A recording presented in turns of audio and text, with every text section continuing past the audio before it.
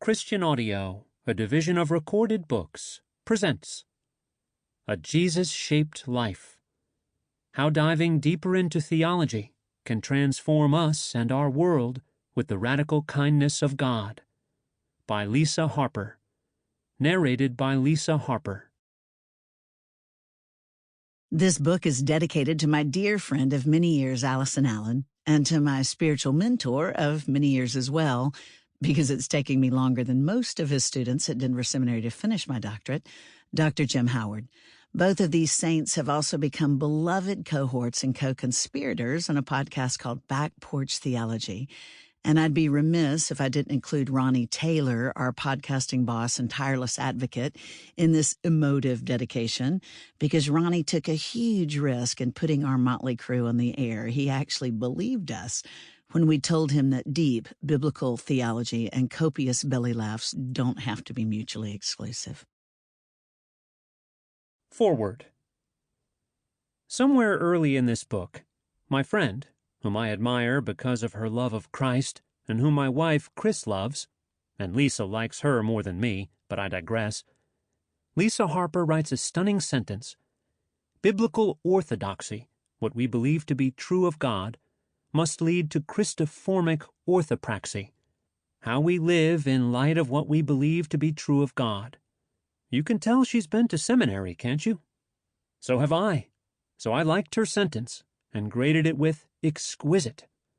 And at times my students write sentences just like that, and they are just as proud of themselves as Lisa and I are of ourselves. Here's the problem.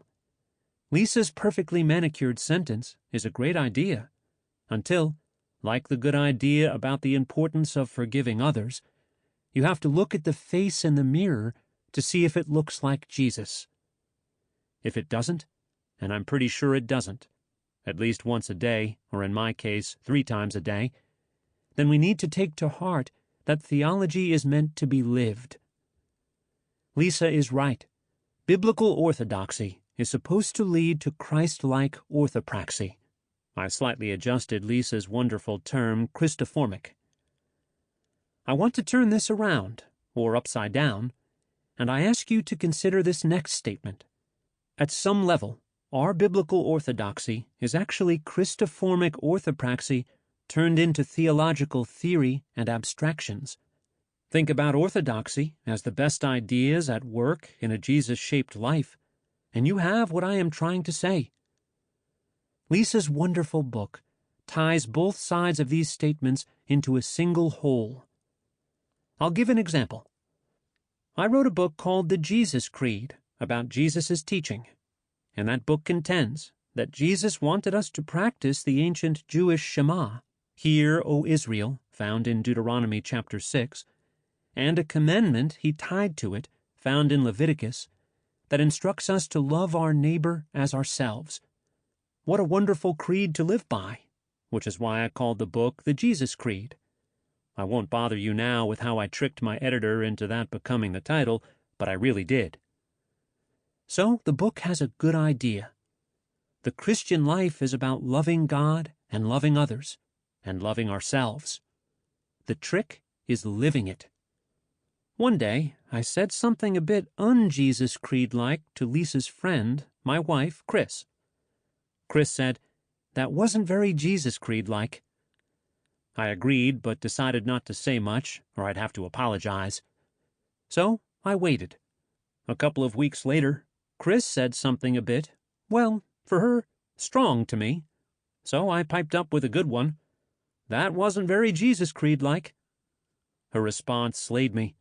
I didn't write that book. Now, that's an illustration of what you will encounter in this book. But that little story I tell about myself is better than an illustration. I was held to the ideas of the Jesus Creed more intensively because I had written about how central and important and vital, and other good words, the Jesus Creed was. I had some solid biblical orthodoxy, but orthodoxy without orthopraxy is, to use the words of Jesus' brother James, plain old dead faith. What good is faith if you don't practice it? James asked his audience. The answer, and you can almost hear... Sample complete. Ready to continue?